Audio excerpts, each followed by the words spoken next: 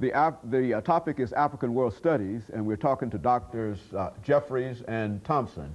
Dr. Jeffries, before we had our first commercial break, both you and Dr. Thompson gave us excellent information dealing with your background and experience and the organization that the two of you represent. What we'd like to do today is to take advantage of the knowledge that the two of you have and to give you an opportunity to speak to us in reference to some of the critical issues that you believe to be important dealing with the organization that the two of you represent. And so let's start with you, Dr. Jeffries, and of course, Dr. Thompson, you will assist us in developing that idea.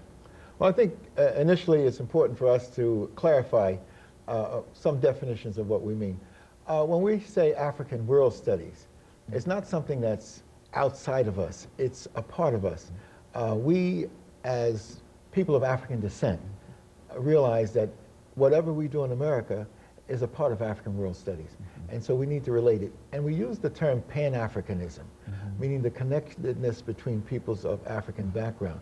So we don't want to define African World Studies as some strange thing outside of us. It's a part of us. What we do as Africans in America and African Americans is a part of African World Studies.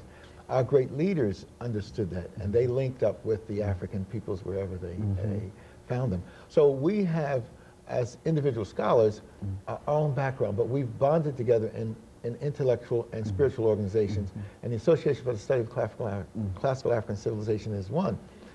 The idea was birthed in 1984, and it was institutionalized in Los Angeles. It was institutionalized in 1985 in Chicago with Dr. Thompson and Dr. Carruthers and others at the Center for Inner City Studies and the Kemetic Institute.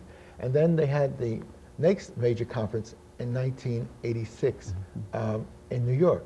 And we helped organize that at the City University of New York, where I've been a professor for the last 30 or so years in African World Studies. And as a result of that, we came up with the idea to go on a pilgrimage to study in situ, to study in Africa itself. So we went to the Nile Valley, to Kemet. Almost 1,000 of us, men, women, and children, 3 generations went with me. My mother went, my nephews went, my godchildren went, my wife and I.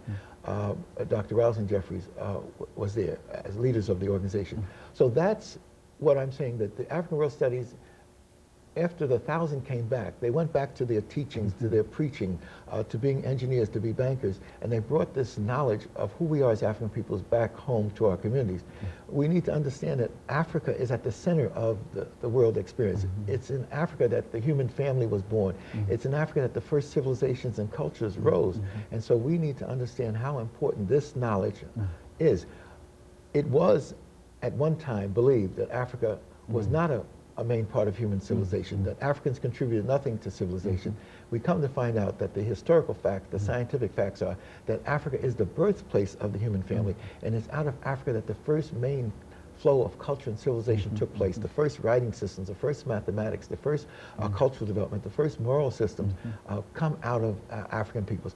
African World Studies helps us to systematize that process and put it in the classrooms and put it in our homes and put it in our institutions. Very good. You know, Dr. Thompson, within that context, if you had to identify what your organization considered to be one of the major issues that you have to promote now at this particular time, outside of the fact that you have to tell more people about Africa, what would be the major issue that would center around this organization?